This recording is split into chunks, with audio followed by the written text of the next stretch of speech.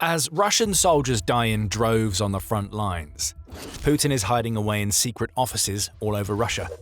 The great ostrich of Russian politics has his head firmly buried in the sand, as he is in total denial over what he's seeing.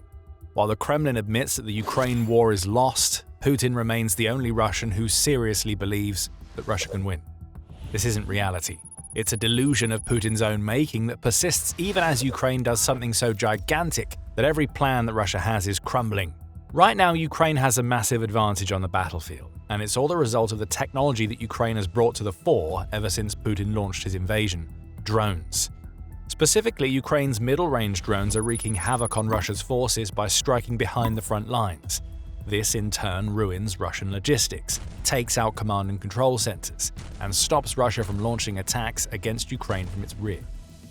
Ukraine has seized this opportunity. It's taking advantage of what's become a clear gulf between its technology and that possessed by Russia to launch counterattacks as it causes chaos in the Russian rear, all of which adds up to one clear fact: Ukraine is in the best position that it's been in for almost a year.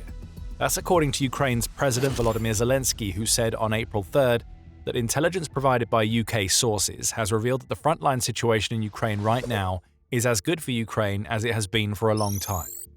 By the way, on Wednesday, there was a report from my intelligence and an analysis from British intelligence. I received MI6's assessment of the situation on our front line, specifically that the current situation is the best for Ukraine in the past 10 months, Zelensky declared. Middle-range drones are the big reasons why. And there are plenty inside the Kremlin and Russia's military complex who are trying to warn Putin, even as Russia's president walks around with his fingers shoved firmly in his ears. We'll be coming back to those warnings and Putin's state of delusion soon. First, the Institute for the Study of War, or ISW, backs the assessment that Ukraine's drones currently dominate the sky. In an April 10th post on X, the ISW said, "Russian and Ukrainian reporting appears to confirm battlefield reporting that Ukrainian forces have achieved a drone advantage over Russian forces on the battlefield. That advantage lies at the heart of Russia's stalled spring offensive and Ukraine's ability to launch successful counterattacks," the ISW adds. The key to Ukraine's recent successes seems to be an increase in strikes against Russian air defense systems, which has in turn opened up safe aerial corridors to enable the other mid-range drone attacks that we mentioned earlier. The Atlantic Council adds that after years of tit-for-tat fighting on the drone front, Ukraine has definitively pulled ahead against Russia. Short and long-range strikes have been joined by attacks against Putin's forces in the near rear, meaning Ukraine can cover the distance that lies behind the 20 kilometers or so that its FPV drones cover in the vast kill zones of Ukraine, and ahead of the 300 kilometers or more that Ukraine's long-range drones can travel for strikes inside Russia itself. Again, it's all technology. Ukraine's tech is better than Russia's tech, and that is news that Putin simply cannot take. It bucks the narrative, ruins the propaganda. But the numbers don't lie, and they say everything that needs to be said about the Russian offensive right now. Since January, Ukraine's mid-range strikes have come close to tripling in number. According to reports, in January there were 41 strikes. February saw Ukraine unleash 61 of its mid-range drones, heading into March when Ukraine sent 115 of its lethal new weapons in Russia's direction. Those mid-range strikes are part of the 11,000 combat missions per day that the Commander-in-Chief of Ukraine's armed forces, Alexander Syrsky, says that Ukraine's unmanned systems forces are now unleashing. This is unbridled drone dominance, and March was the peak of it all so far. Ukraine's drone forces smashed 150,000 verified targets, which is 50% more than they hit in February. And the numbers keep on coming. Ukraine's medium-range strikes have shattered 143 of Russia's warehouses and logistics facilities, Syrsky adds. Another 52 Russian command posts have fallen to Ukraine's drone dominance, as have 20 of the country's oil, gas, and energy infrastructure facilities in the near rear. These numbers should be undeniable, and to many in Russia, they aren't. Even as Putin tries to keep his head buried in the sand, alarm bells are ringing in the Kremlin. The Russian hierarchy can see the disaster that's unfolding, even if Putin won't, and they're trying to warn him. As RBC Ukraine reported on April 10th, no less than Andrei Belousov, who has been Russia's defense minister since May 2024, having taken the position after Putin ousted Sergei Shoigu, is trying to tell Putin what is happening. Belousov has reportedly stated that the drone situation in Ukraine is now critical, as Ukraine has reached the point where it's achieved both technological and numerical superiority over Russian forces. The loss of Starlink also appears to have reduced the effectiveness of Russia's drone strikes from within the occupied territories, and Ukraine has developed a new generation of equipment that is unlike anything that Russia has ever seen before. Russia is largely unprepared to deal with the more sophisticated systems that Ukraine is deploying, and the Kremlin knows it. The man whom Putin himself appointed to discover these kinds of problems and create solutions is screaming about it from the rooftops, and Putin simply isn't listening. What Belousov is really saying with all of this is that the war, as it stands right now, is lost for Russia, unless Putin can do something other than churn the country's soldiers up in the meat grinder that he created. But if Belousov is trying to calmly break the news to Putin, there are others inside Russia who are far angrier. They are the military bloggers. And they have plenty to say about the state of Russia's campaign in Ukraine right now. If Putin weren't so busy shutting himself off from reality, he would be able to see that the last 4 years have seen the military bloggers go from constant patriotic brown-nosing to open criticism of Russia's invasion. Those bloggers aren't saying that the invasion should have never happened. Instead, they're telling Putin, often indirectly, that the invasion has been a failure because of constant military incompetence. Professional propagandists all over Russia are now turning against Putin. Alexei Chadayev, who heads the Ushkunik facility that is responsible for much of Russia's drone development, has gone from barely being able to open his mouth without singing Putin's praises to criticizing Russian society as a whole. Russia has built feudalism into its society, Chadayev claims, and that backward way of thinking both strips citizens of their rights and closes the door on the sort of innovation that could allow Russia to keep pace with Ukraine's technological advances. Other critics include the military blogger Rybar, who has around 1 million subscribers on Telegram. He and others like him are now saying that Russia's offensive in Ukraine has run into a dead end.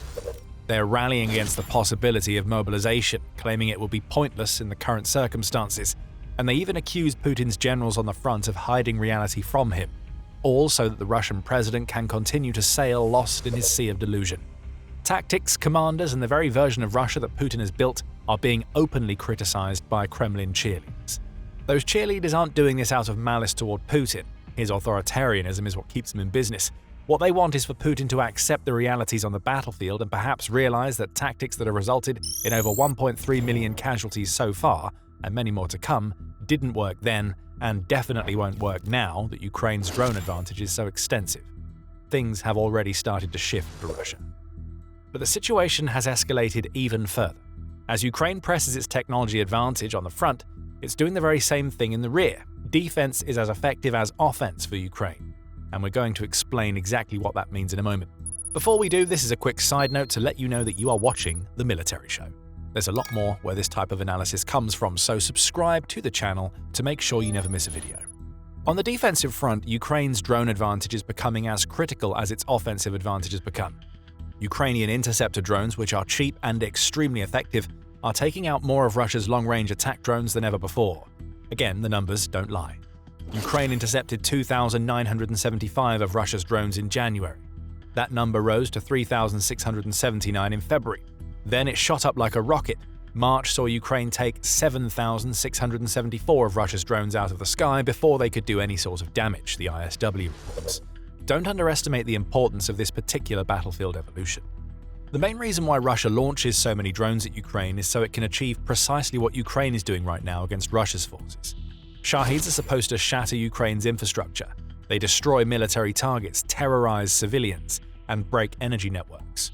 All of this is in service of weakening Ukraine's defense on the front.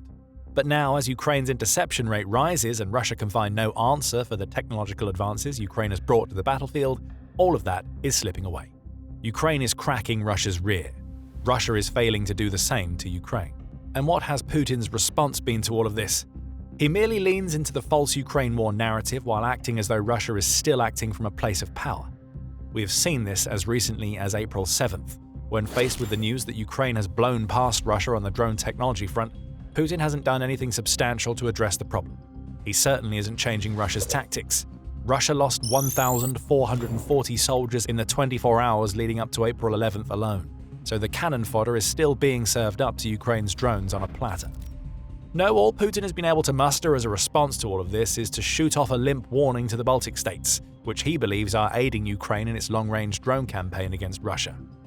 There have been nebulous threats of a response from Russia if the likes of Estonia and Latvia, along with Finland, allow Ukraine to use their airspace to launch long-range strikes against Russia's Baltic Sea oil infrastructure.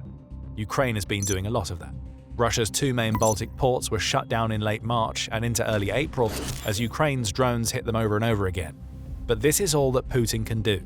he throws around the same threats that he always does, while he completely misunderstands and ignores the real problem that is facing him.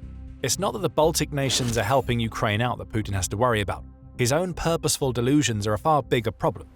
And chief among those delusions is the idea that Russia is somehow capable of winning the war that Putin started.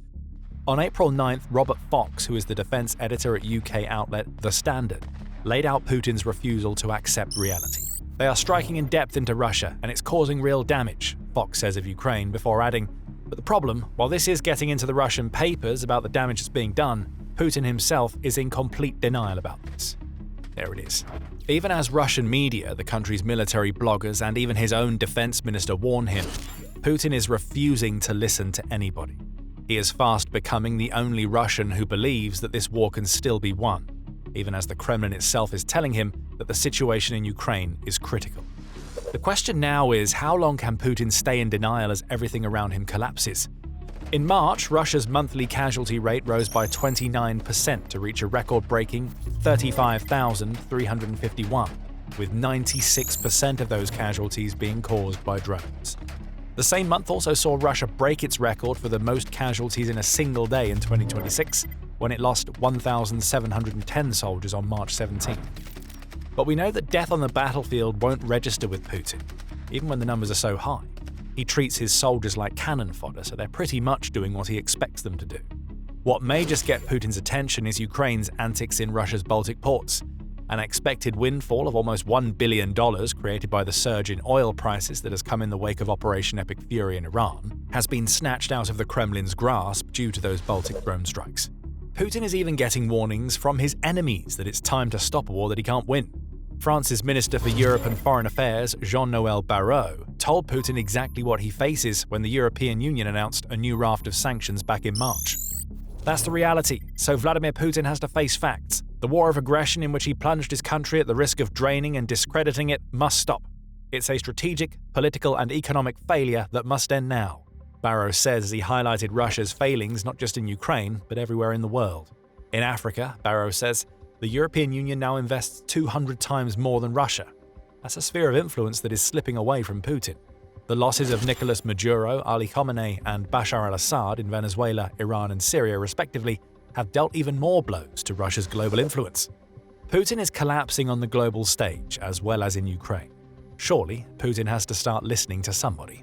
His own ministers, Russian military bloggers, overseas ministers, the burning oil, the dead Russian soldiers, the hole in the Russian bank balance, the whiz of Ukraine's mid-range drones as they take out yet more assets in the near rear.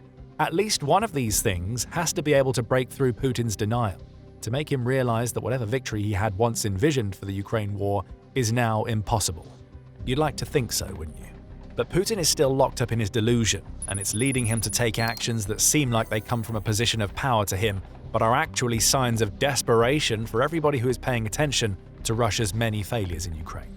When Putin gave his New Year's Eve address in Russia at the end of 2025, he told the Russian people that he, and by extension they, should believe in Russia's military and its victory.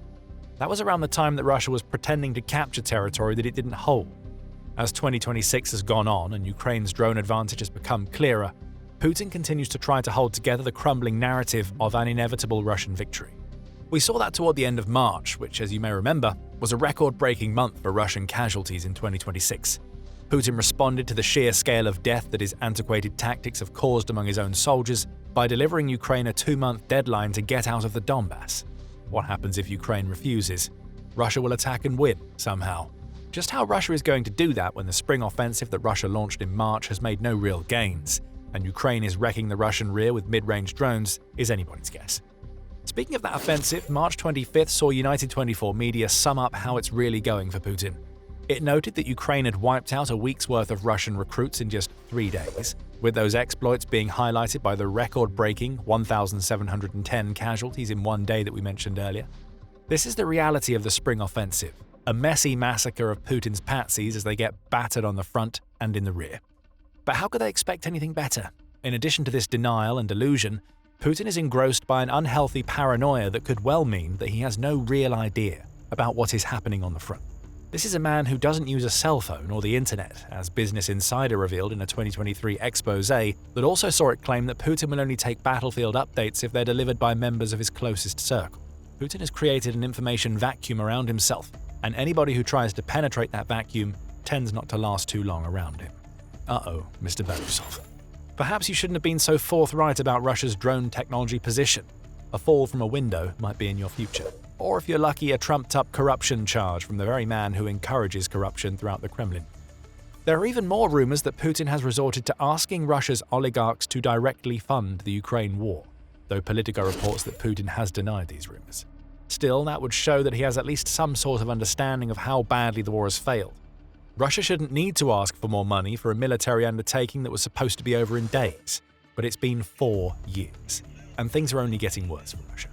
Putin's complete denial of what's happening in Ukraine means that the war is lost. Russia isn't coming back from Ukraine's drone advantage, and there are plenty of voices around Putin that Russia's leader simply ignores. We've highlighted some of them in this video, but there are many more. Ukraine's battlefield strategy is triggering more alarm bells in the Kremlin than the ones we've spoken about here, and you can find out all about them if you check out our video. And if you enjoyed this video, make sure that you hit subscribe so you don't miss what the military show has in store next. And thank you as always for watching.